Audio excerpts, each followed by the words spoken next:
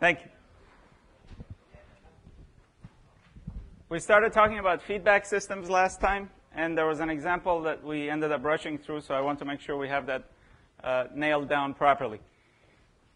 Here's a filter you've seen, one-sided exponential. We've figured out its frequency response in the past, and then when we looked at the magnitude response, remember I wrote everything in the numerator and denominator in terms of non-negative powers of e to the I omega.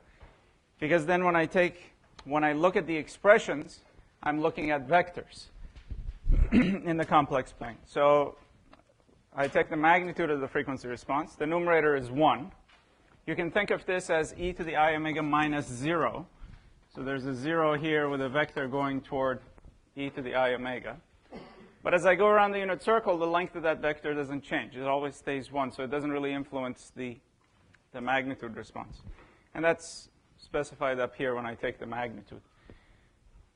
So the vector that does matter is this one in the denominator. E to the I omega is where I am on the complex plane. 1/2 is where I've drawn the x.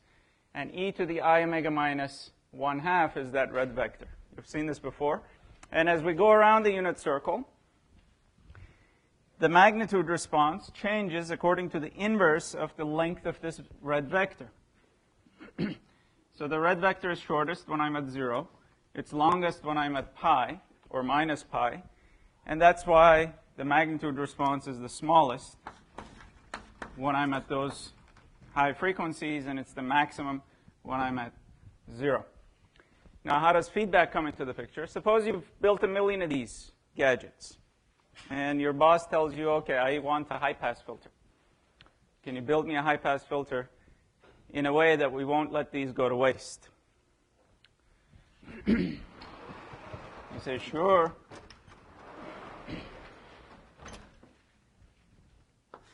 Let's see if we place that system in a feedback where the feedback is, I'm going to denote it this way, alpha z to the minus 1. Or what did I use last time? Beta, I think I used beta. Beta z to the minus 1. This basically combines a delay. A z to the minus 1 is a delay. I mentioned this in a previous lecture. Followed by a beta. So that's what this is.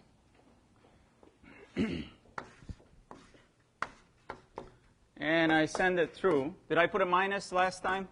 Let's stick with, No? That can't possibly be controversial. There are things that deserve to be controversial, and there are things that don't. Just look at your notes. So I did not put a minus sign. I did not. Maybe I should ask the people at home. OK. So what is the frequency response of this feedback configuration, if we call that h? Let's not put the omega inside the system. Let's just keep it by its name. So what is the frequency response of the overall system? Forward gain, which is omega, over 1 minus the loop gain. And what's the loop gain? Well, G is in there. What else? Beta e to the negative I omega. E to the negative I omega is the frequency response to this.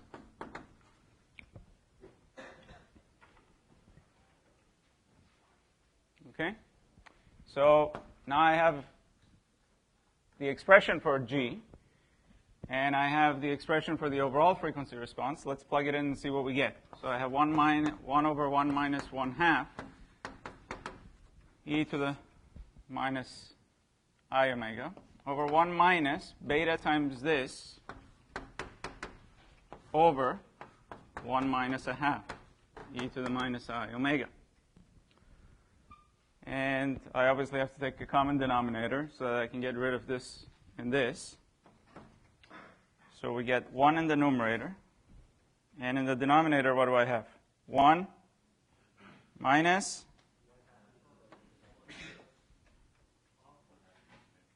beta plus a half e to the minus I omega. So this is the frequency response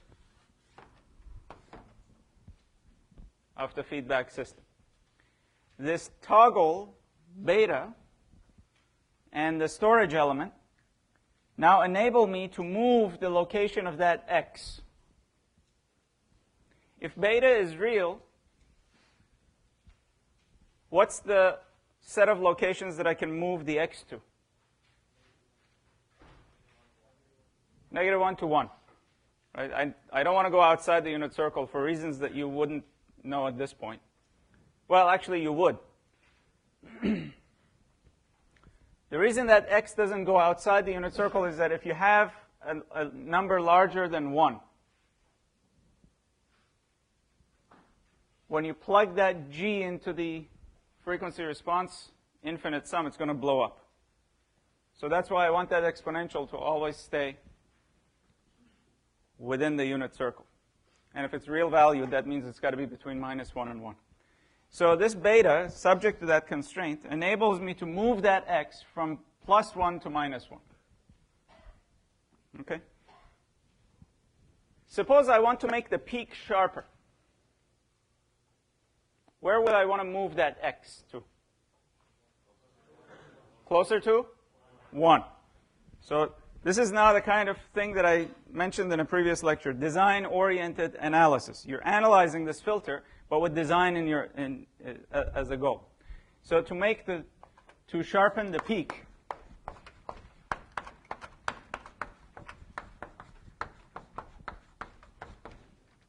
at omega equals 0, we move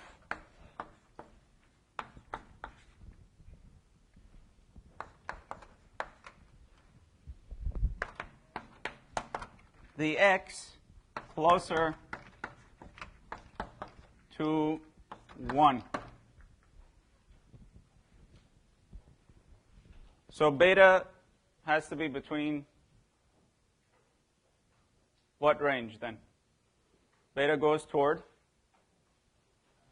1/2.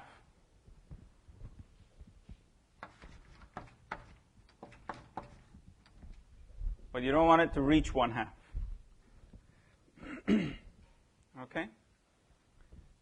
So that's one way you can use the feedback system to change your design. If you want to make it less sharp, you move it closer to 0.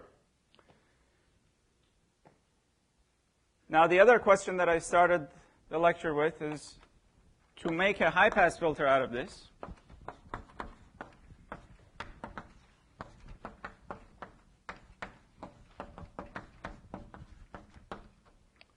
We move the x to where? The x to where? To negative values, to -1 and 0. If we want a sharp high-pass filter, we move it closer and closer to -1. So you've got this knob. And all you're doing is grabbing a piece off the shelf, something that's already gone into production. You've got 1 million of these. And the only thing you've got to add is a storage element and a scalar amplifier. And you put it in this configuration, you've built your new filter. You may even have a box with a knob that adjusts this beta. Okay, so this is one application of feedback. And feedback has many applications. I'll give you one for analog systems. Another application.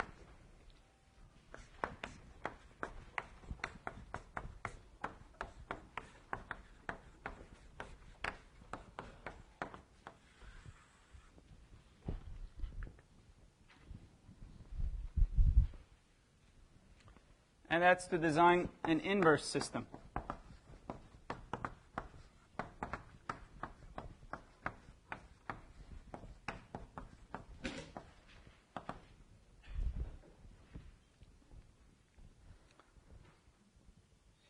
let's say you have an audio signal that goes through, actually let's say we're in a room. I'm speaking, and you hear some version of what I'm saying. What you hear is a sum total of all the reflections of my voice from the walls.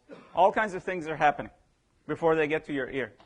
In fact, each of you will hear a different version of what I'm saying. Hopefully positive doesn't become negative and so on. But suppose sitting at a particular location, you have a model of what happens to my voice before it gets to your ear. And suppose we simplify everything and model that process with an LTI system. So I speak, my sound goes through an LTI system. What you hear is the output of that LTI system. So that LTI system is the model of what happens in the room. But you want to hear something as close to what I'm saying as possible.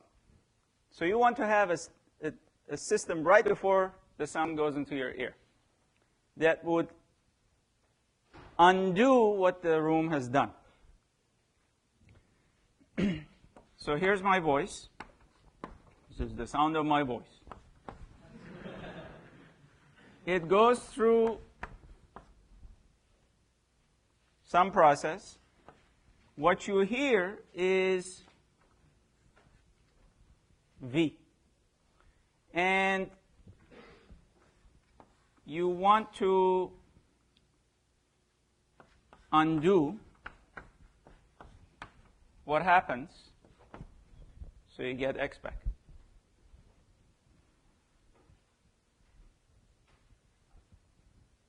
Okay?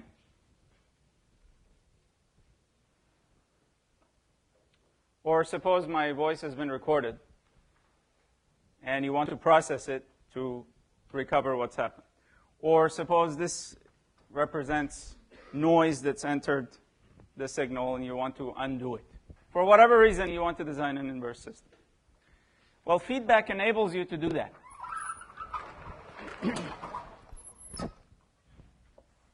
In this way.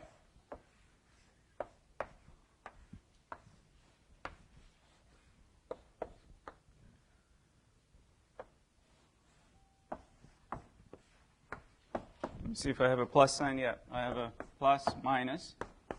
X goes here. Y comes out.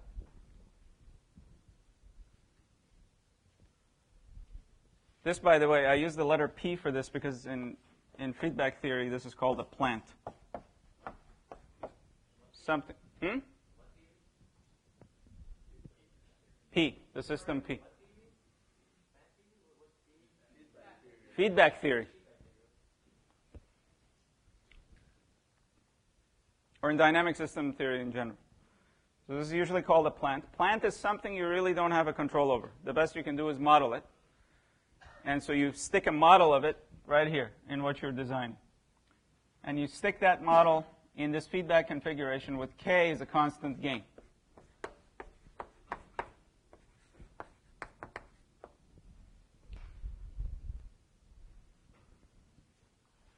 Okay? What's the frequency response of this feedback configuration? Figure it out.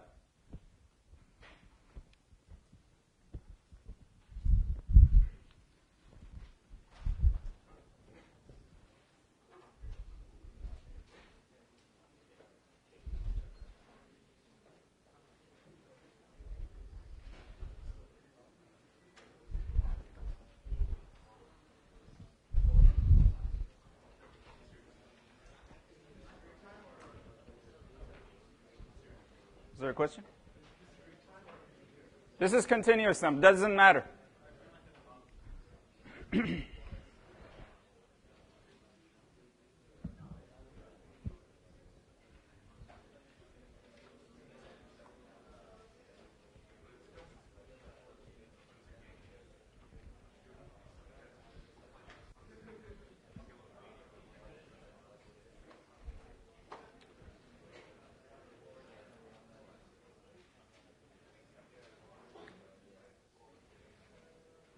So this should have taken a total of 30 seconds to do.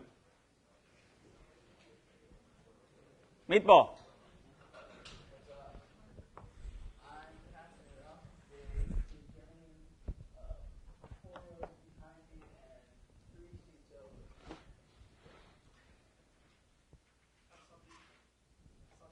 Sandeep, go for it.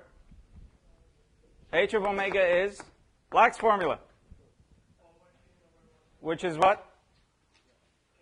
K over 1 plus K P of omega. Okay? Why don't we have a minus? Because of the minus. So this minus becomes like a constant gain in this loop. Forward gain over 1 minus the loop gain. Loop gain is K times P times minus 1. Minus that turns it into a plus. Now, here's the gimmick. If I make Kp much larger than 1, what's going to happen? If Kp is much larger than 1, what can you approximate H to?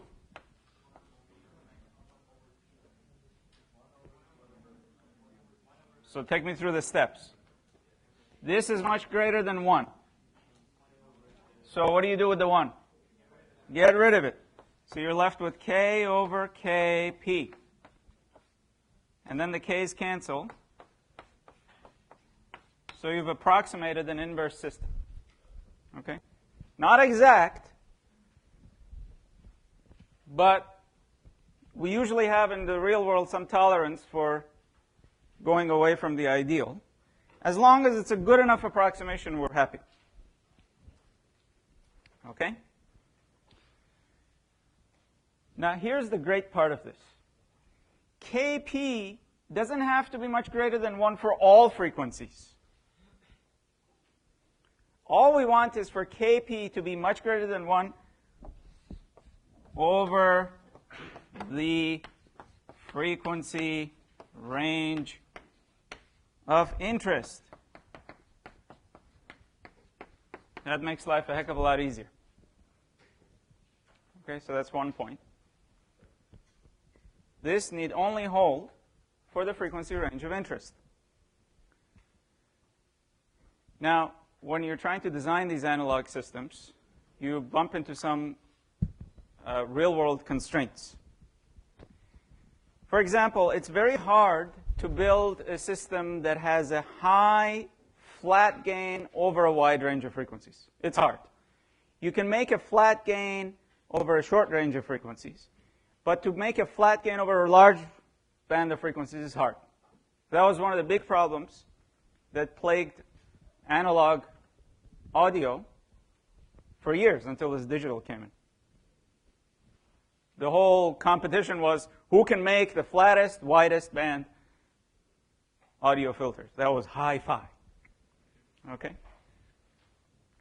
Now, the great thing about this is that K doesn't even have to be flat. It doesn't even have to be a constant. All you want, let's suppose this is not a constant. As the frequency changes over the range of interest, K is actually a function of omega. You can make this a function of omega. It doesn't matter that K is not a constant. As long as the product of K and P is much greater than 1, and you can get rid of 1. So I said you can make something flat over a small range of frequencies. If you want to go over a wide range of frequencies, you got to let something give. You've got to tolerate some change in the constant. It's kind of like you can fool some people some of the time, or most people most of the time, whatever it is. Can't fool me again. So K over the range of frequencies needs to be high so that Kp is high.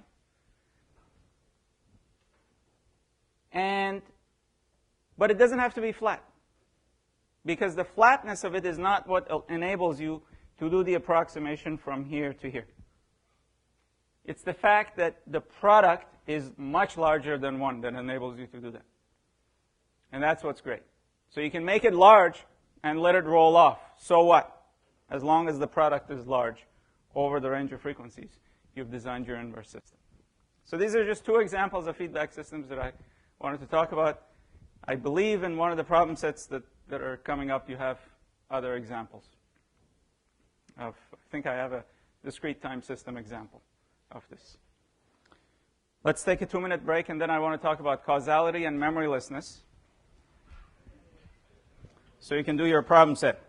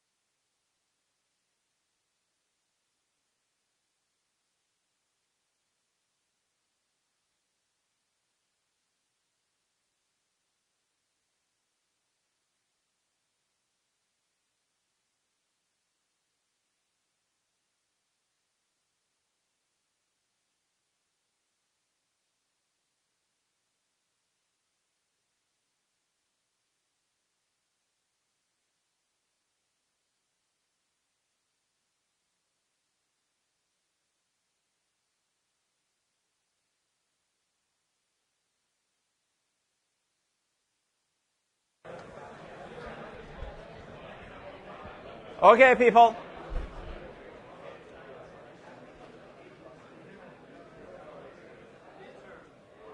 The what? Oh, midterm, we're going to do it in this room. And the what?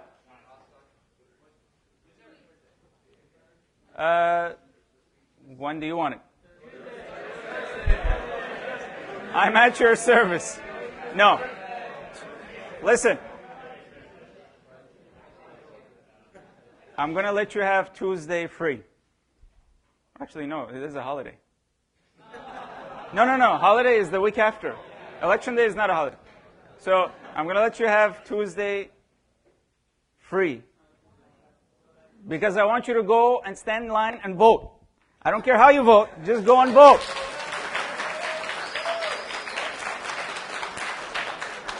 So I don't want you to have any excuses. And so we're not going to put the exam on Thursday, because then a bunch of you geeks are going to be sitting at home using the exam as an excuse not to go vote. So how about having the midterm the week after the elections?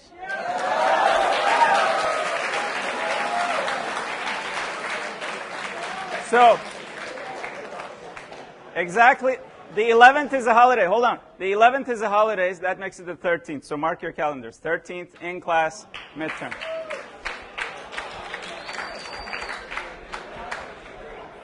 Now that I made myself popular, I'm going to tell you that in about 9 minutes I'm going to make myself very unpopular, because you're going to have a quiz.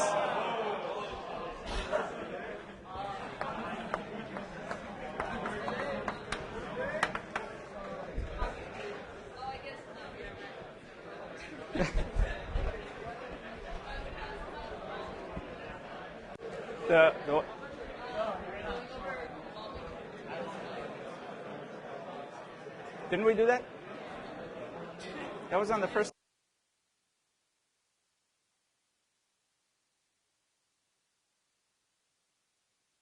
Okay. Causality. Causality is very straightforward.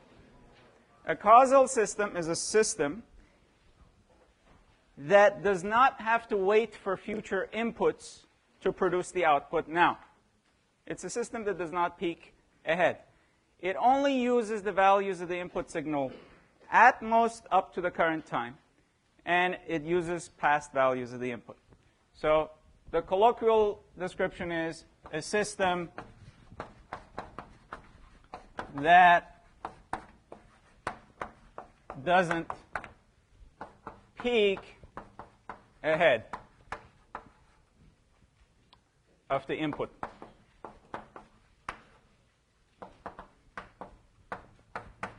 In other words, y of t depends at most on x of tau for tau less than or equal to t. That's basically what it is. Y of t, for example, does not depend on x of t plus epsilon, or epsilon is a positive number, or t plus 1 second, or half a second, or even 1 microsecond. So to produce the output at any given time, the system only looks at the current or past values of the input. X of tau. That's a dummy variable. So it depends on all the x of taus for tau less than or equal to t.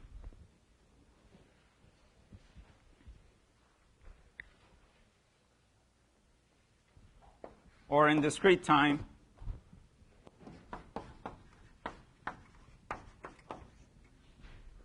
that's the description. Okay?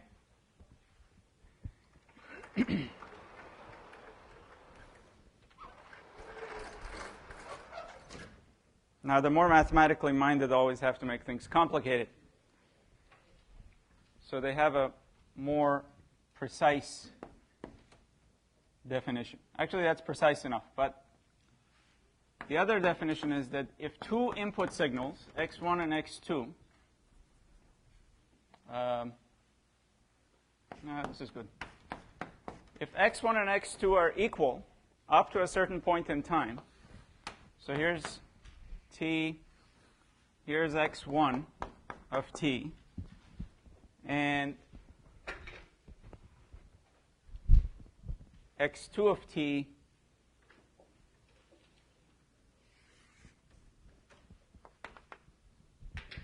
is this one.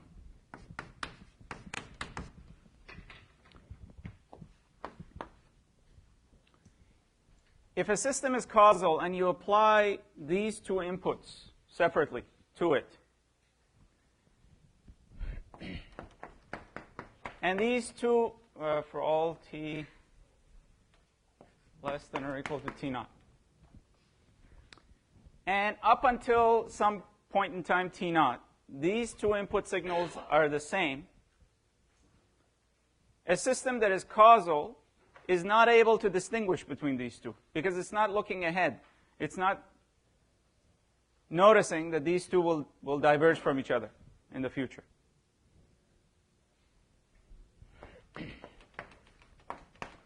So the response corresponding to the first input and the response corresponding to the second input must be the same for all t less than or equal to t naught. Okay? If this is true for a system, for all, if the above is true for all x1 and x2 in the input signal space. Remember the input signal space? And the output signal space. And, whoops. And for all t naught, then the system is causal. The system, let's call it F. F is causal. So it's not sufficient that just for one pair of signals or for just one such time instant this property holds. This property must hold for all such pairs of input signals in all such cutoff times t naught. So if it's, now obviously this is not a practical way of testing whether a system is causal. It's a way of showing that a system is not causal. If you want to show that a system is not causal, all you have to do is find two signals that are identical up to a certain point in time. Are the corresponding responses equal up to that time? If the answer is no, you can rule out causality. Okay? System doesn't peek ahead. So when it's going about its merry way, figuring out the outputs as we progress in time, it doesn't know that these two are going to be different in the future. So the response it produces for x1 and x2 are identical up to this point t naught. Okay? Now, with LTI systems, this translates into something very simple. Causality for LTI.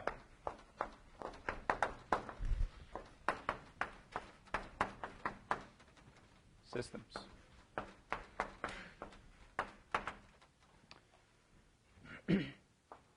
I'll do it for discrete time, because that's easier to see. The output is always the convolution of the input and the impulse response. So this m goes from minus infinity to infinity. You want to make sure that no values of the input in the future relative to n is included. How do you ensure that? You don't want the system to look at any value of the input in the future. What ranges of m should I eliminate? M less than 0. Because when m is less than 0, let's say m is minus 1.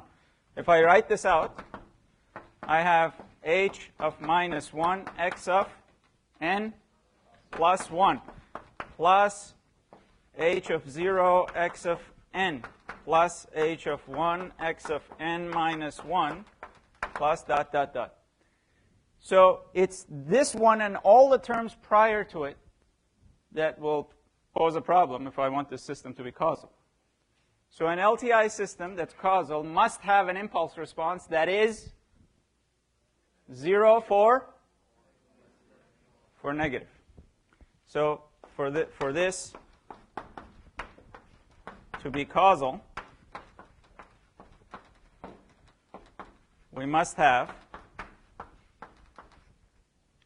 h m equals 0 for all m negative. Any LTI system whose impulse response is 0 for negative time instants is causal. The same is true for continuous time. H of tau equals 0 for all tau less than 0. Instead of the summation, you have the integral.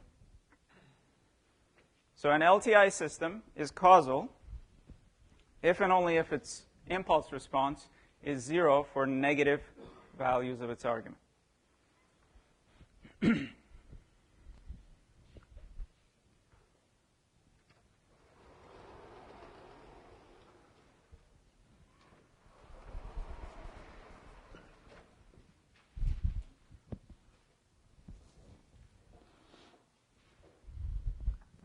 Let's do one example, and then we'll break off for the quiz.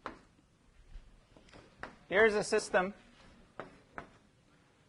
that I partially describe. 1, 2, 3. 0, 1, 2. 1, 2, 3. And the corresponding output is, so this is x1 of n. Oops. And the corresponding output is 2, 1. That's 0, 1. So this is y1. And if I give this system the input 2, 3 at 2, 3,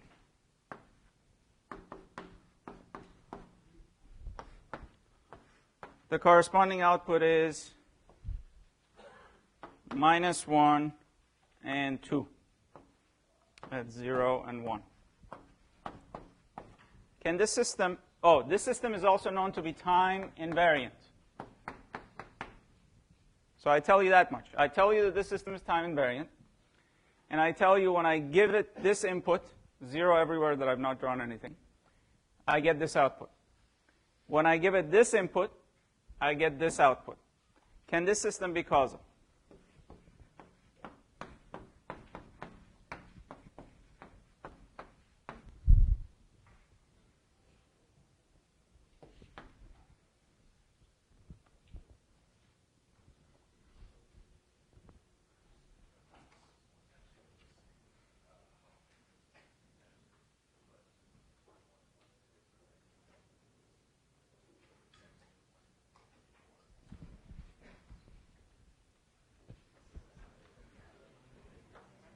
Dun, dun, dun, dun, dun, dun, dun, dun. Let's get this done. Come on. 2 minutes is not going to save you from the gallows.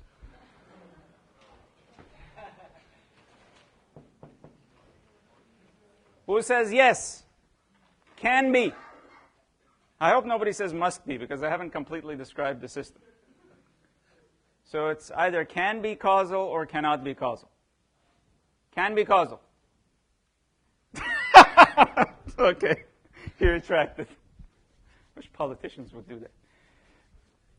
Cannot be causal. Ooh, you go for it. Since in the case of x2, you have an output that is, the output is produced at points before an input is even supplied. Oh, I love this. Yeah. So it can't be causal. Now, this is very plausible. Like the kinds of arguments that politicians give you, it's always plausible. And it works for this particular case, but it's an insufficient argument for the time being. Because here's the deal. I give you a system that no matter what you give it, produces cosine omega naught n at the output. Whatever you give it, it produces this. Right? Y of n equals cosine omega n for all x. This is a perfectly causal system. Doesn't look ahead. But if I give it, let's say, this input, it certainly precedes the input signal. It has non-zero values before this one. So that by itself is not sufficient. It turns out when you have a time invariant system, then your argument holds. but we'll do more of that in the next lecture. So the best thing you can do here is say, okay, this system is time invariant, so I know what the response is when I shift the input. Shift this input from 2, 3 to go down to 1, 2. Okay? Shift it by one sample. What happens to the output? You shift it to the left by one sample. Now, after you shift this to the left, x2 of n plus 1. Let's call that x3. y3 will be minus 1, 2. Okay? Now notice x3 and x1 are equal for all n less than or equal to minus 1. Do you agree? Are y3 and y1 equal for all n less than or equal to minus 1? No, right? But y3 at minus 1 is not equal to 0, which is y1 at minus 1. So this system cannot be causal. All right, let's distribute the quiz. We'll do more of this in the office. I will hold office hours tonight. So come on over.